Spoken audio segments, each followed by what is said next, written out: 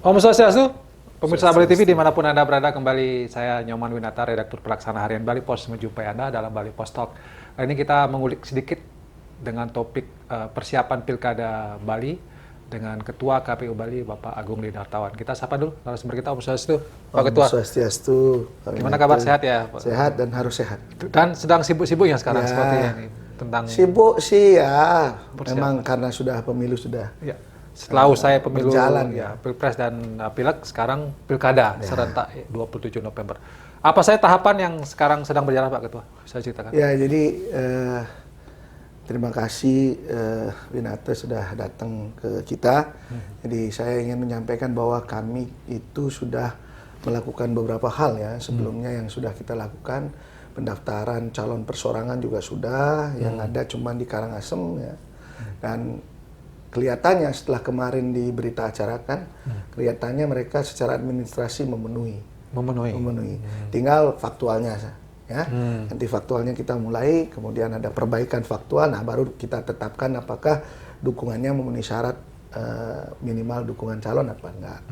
Nah, di semua kabupaten kota kita sekarang sedang, baru kemarin kita sudah meregrouping TPS ya, di mana jumlah pemilih per TPS sekarang sudah berubah dari 300 kemarin jadi 600 per TPS. Jadi ya separuh lah ya, separuh dari TPS kemarin yang 12.809 kemarin ya. Jadi kita sudah sedang godok sekarang, dan tentu setelah itu kita sekarang sedang melakukan pendaftaran Pantarlih dalam rangka memutakhirkan data pemilih itu. Saya berharap nanti semakin lama semakin bagus data pemilih kita, dan saya sudah ngobrol dengan seluruh Dukcapil se-Bali supaya seluruh data yang kami berikan itu diproses gitu. Jangan didiamkan. Artinya apa? Kalaupun ada yang sudah meninggal ditemukan, mohon didorong untuk membuat akte, karena memang secara autentik kalau tidak ada akte maka belum bisa dicoret. Itu yang menyebabkan kemudian kenapa yang sudah meninggal masih ada di daftar pemilih. Kan aktenya belum ada gitu. Iya, karena belum ada akte. Maka itu saya nanti akan tembuskan kepada seluruh bupati dan gubernur PJ atau dan lain sebagainya supaya mereka memantau ya kegiatan dari, jadi biar nggak rugi kita membayar orang Pantarlih ya. Itu akhirnya data-data yang sudah kita berikan ya, updating data tentang minimal data pemilih itu dibiarkan begitu saja, besok muncul lagi. Ini yang tidak kita lakukan, karena basis kita di KPU itu adalah berbasiskan de jure. Sebelum ada hal-hal yang memang secara resmi hukum itu ada, maka kita tidak boleh menghapus data pemilih. Termasuk yang di Bandara Ngurah Rai. De jure kan KTP-nya masih ada. Kemarin pun waktu Pileg masih ada. Kita nggak bisa menghapus. Walaupun secara de facto kita sudah melihat orangnya ada. Orang sudah jadi Bandara Ngurah Rai, gimana ceritanya? Nah, jadi itu, dan saya juga akan meminta Pak Gubernur, saya belum dikasih jadwal bertemu, saya minta Pak Gubernur, kenapa kita nggak minta kayak DKI?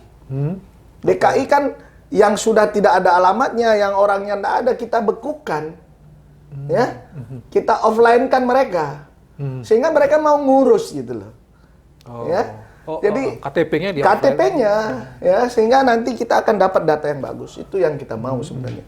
Sehingga betul, karena yang tahu semua masyarakat Bali ini, kemarin Pileg semua udah berbondong-bondong, tapi kok sampai 83 aja gitu. Kenapa nggak sampai 90% gitu kan? Jadi itu berarti bahwa sebagian disebabkan karena orang tidak datang ke TPS, sebagian lagi yang akibat orangnya memang nggak ada di sini, sudah ada di mana gitu ya. Jadi itu yang fokusnya jadi Pantarlih ini biar pemutakhiran data pemilih betul-betul bagus datanya. Dan nanti pasti seluruh Pantarlih ini akan datang di rumah Bapak Ibu sekalian. Jadi kalau belum ada stiker terdaftar di Pilkada, itu berarti belum dicoklit. Dan mereka akan dipantau oleh sistem namanya Sidalih ini. Pantarlih siapa yang melakukan kegiatan tuh akan tahu koordinatnya hari ini apa, itu listnya jelas. Jadi nggak bisa lagi Pantale dari rumah mencoklit tuh nggak bisa lagi. Oh, harus turun ke lapangan? Iya, karena akan kelihatan kemana aja dia pergi. Oh, sampai seperti itu? Iya, itu kan sudah pakai IT kan kita tahu. Oh. Ya, lokasinya di mana, kemana dia pergi. Jadi itulah maka itu masyarakat. Ya, masyarakat juga penting ya untuk harus memahami bahwa sekarang proses pemutahiran data pemilih ini betul-betul harus memastikan dirinya masuk daftar pemilih. Kalau tidak, ya segera hubungi Pantale masing-masing gitu ya, Panitia. Ya, PPS boleh, PPK boleh, atau ke KPU boleh. Kalau boleh nanti kan kita umumkan daftar pemilih sementara. Kalau belum masuk di sana, silakan saja. Kan masih ada banyak hal ya, banyak tahapan yang harus kita lalui sebelum DPT yang nanti ditetapkan sekitar bulan September kayak. Oh, DPT baru September ya Pak Ketua. Dalam proses Pantale ini ada persiapan lain lagi di maka itu pendaftaran yang sudah tadi ya. Ya, pendaftaran sebentar lagi tanggal 24 kita akan lantik dan berikan bintek ya. Baru jalan. Ya, baru jalan setiap 1 minggu kita evaluasi berapa persen sudah mereka datang mendatangi warga kita. Pantalihnya itu. Pantalihnya. Jadi selama 4 sebulan itu kita pantau pergerakannya. Ada beberapa yang mungkin belum terdaftar ataupun misalnya ada pindah memilih. Kan kadang-kadang selama proses ini juga ada orang yang pindah domisili. Ya, itu kan juga harus di cross check dan dipastikan di mana mereka memilih karena kita sekarang ada 2 pemilu. Yaitu pemilu kada untuk gubernur, pemilu kada untuk kabupaten. Jadi ini akan memungkinkan pindah memilih gitu. Ya kan, kalau dulu kan enggak. Ya. Jadi kalau dulu enggak, misalnya Bangli aja, ya di Bangli nggak bisa pindah memilih kemana-mana. Tapi kalau sekarang saya orang Bangli, saya nggak bisa sama sekali pulang ke Bangli, saya bisa memilih di Denpasar dengan catatan. Saya pindah memilih dulu dan yang akan surat suara yang kita dapat cuma 1. Gubernur saja. Oh, dia nggak bisa milih bupati? Nggak bisa, kan dia bukan orang Denpasar.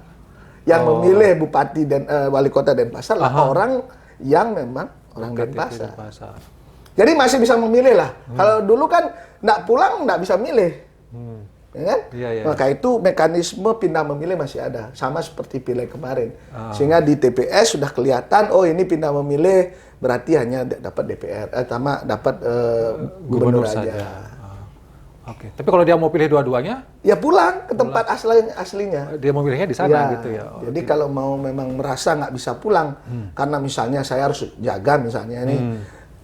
Kasus-kasus seperti itu ya, jadi ada yang tidak bisa meninggalkan pekerjaan. Jaga orang tua sakit misalnya di sini, ya, saya nggak bisa pulang ya. Kalau dulu sama sekali nggak bisa memilih ya? Enggak, orang jauh kan nggak bisa. Jadi nggak mungkin dibawakan surat suara Bangli ke sini kan.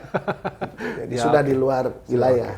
Oke, kalau jinggal terus sama ini belum ya Pak? Ya, kita mencoba untuk membuat sesuatu yang berbeda ya, maksud saya supaya nggak setiap tahun bikin maskot aja. Saya ingin bikin maskot yang notabene akan dipakai selama-lamanya. Seperti misalnya di Bangli, kita sudah SK-kan Kayonan itu sebagai, dan itu filosofinya ada. Jangan hanya kedis perit dipakai besok lagi ganti kedis apa gitu. Kayaknya nggak ada marwahnya gitu loh. Sementara kita punya filosofi.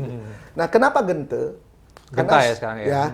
Karena selama ini kita tahu bahwa kalau kita di upacara-upacara apapun, maka itulah yang mengkoordinir. Seperti fungsi daripada provinsi sekarang adalah mengkoordinir kabupaten kota. Jadi memulai, mengakhiri, sehingga irama di Provinsi Bali ini bisa sesuai dengan alunan Gente yang notabene kita tahu bahwa itulah yang membawa kita ke arah kesejukan. Namun tagline-nya masih tetap Ngardi, Bali, Santi, dan tagline tetap ya. Jadi mau menjadi Santi dan Jagadita ya kita berirama sama, bersuara sama. Karena kita satu pulau, ya. Bersuara sama artinya kan kalau Gente itu kan bukan neng langsung diem. Kan banyak ini ikutannya. Inilah yang notabene membawa inspirasi nanti bahwa kita bersatu di tengah keharmonisan, kita maunya begitu. Dan nanti kita akan launching tanggal 5 Juli di tengah pesta kesenian Bali juga. Oh, di sela-sela PKB itu. Ya, jadi supaya masyarakat juga tahu sebagai bagian dari sosialisasi. Jadi launching itu jangan dianggap habis-habiskan uang negara. Itu dalam rangka kita sosialisasi supaya masyarakat tahu bahwa kita ada pilkada nanti 27 November 2024. Kalau target pemilih ada Ya, apa kalau begitu saya pilkada? cek ya, kemarin 2020 itu waktu pandemi, itu kan partisipasi tertinggi tuh. Malah tertinggi ya waktu Iya, itu? nggak pernah dalam sejarah itu. Aha, Ya. iya, iya. Jadi itu sekitar 75%. Untuk pilkada ya ini ya? Ya untuk pilkada, tanpa Buleleng, tanpa Gianyar, tanpa Kelungkung waktu itu. Ya kan? Karena belum pilkada waktu Oh, iya, mereka. iya. Nah, itu aja 75%, maka saya targetkan 75%. 75%. Ya, jadi target 75% kehadiran pemilih di TPS, plus juga kita menargetkan tidak lagi ke MK. Ya, ini target utama ini dan tidak lagi ke MK. Kenapa? Dengan tidak ke MK seperti kemarin ini, pileg kemarin, hanya Bali lah satu-satunya dari seluruh Indonesia provinsi yang tidak ada KMK sampai tingkat kabupaten kota. Oh ya? Hanya provinsi Bali Bagus sekali satu-satunya. Itu untuk apa? Untuk kita tahu bahwa ternyata masyarakat sudah percaya bahwa pemilu itu berjalan dengan luber dan jurdil, dan kita sudah menunjukkan bahwa mereka percaya akan seluruh penyelenggara. Kalau nak percaya kayak di Buleleng itu, kita bukakan kok kotaknya, walaupun di KPU. Kan nggak boleh tuh, mestinya di PPK aja boleh buka kotak dan lain sebagainya. Tapi kalaupun memang masyarakat kepingin tahu yang nyata, kenapa nggak kita buka? Itulah ilmu progresif yang saya inginkan, sehingga masyarakat trust kepada KPU. Ini yang susah. Dan targetnya di pilkada ini tidak ada gugatan Di MK? dari calon-calon ini ke Ya, MK ke gitu. MK, Ya. Artinya ya. betul-betul Karena kita sudah pernah. 2020 kita udah tanpa gugatan dan kita nomor 1. Kemarin pun kita pasti, kalau ini ada award besok, pasti akan ada award. Bali pasti dapat satu utamanya itu tidak ada gugatan sama sekali. Dan kita penetapan calon terpilih serentak pertama kali di seluruh Indonesia. Karena tidak ada gugatan. Itu karena masyarakat sudah mulai ini ya. Berarti kalau tidak ada gugatan itu berarti masyarakat mulai sudah percaya dengan apa penyelenggaraan dari KPU ini. Pak Winata mungkin bisa tahu kemarin. Di Buleleng 4554 loh. Suaranya sama persis. Kalau di tempat lain mungkin ini sudah MK nih, pasti MK. Dua-duanya gitu sama. Sama, tapi begitu di Buleleng kita coba di kabupaten kita bukakan sesuai, ya berhenti sampai di situ. Kenapa harus ke MK lagi? Sementara kita sudah tunjukkan kebenaran sejati. Biar aja kita aja, ngapain orang-orang MK yang 9 orang itu yang nggak tahu Bali memutuskan tentang Bali. Kenapa nggak kita yang lakukan itu? Sebelum ke MK kita tunjukkan kepada masyarakat di mana ini hasilnya, ada yang kurang ini, semua saksi setuju, ya sudah. Jadi ini hal penting loh untuk demokrasi. Menanamkan kepercayaan masyarakat itu penting. Apalagi di tengah antrasnya masyarakat terhadap lembaga-lembaga yang ada. Ya, karena memang salah satu indikator istilahnya penyelenggaraan yang tidak dipercaya itu adalah banyaknya gugatan gitu ya, ke betul, MK ya. Tapi betul. Ini di Bali sudah bisa mewujudkan itu tanpa ada gugatan. Oke, sebagai closing statement dari Pak Ketua untuk pilkada ini kepada masyarakat khususnya Bali 27 November nanti, apa yang Pak ingin? Ya, jadi saya minta kepada masyarakat, kita ini sudah sukses kemarin, pemilu yang penuh euforia dan sangat dibilang banyak kecurangan, walaupun di Bali kita sudah buktikan nggak ada curang-curang dan kita udah lakukan itu. Saya berharap pilkada ini juga menjadi tonggak sejarah bahwa Bali juga harus nomor 1. Secara berdemokrasi kita bagus, ya, kepercayaan masyarakat terhadap penyelenggara tinggi, dan saya jaminkan seluruh penyelenggara saya, kalau ada yang aneh-aneh, kita akan tindak. Dan itu adalah jaminan untuk membuat pilkada ini berjalan dengan lancar. Datang ke TPS 27 November 2024 pukul 7 pagi sampai jam 1 siang. Kita akan berdemokrasi ala Bali. Dan mudah-mudahan nanti konsep-konsep ke depan, saya mau betul semuanya, termasuk debatnya kita akan bikin ala Bali.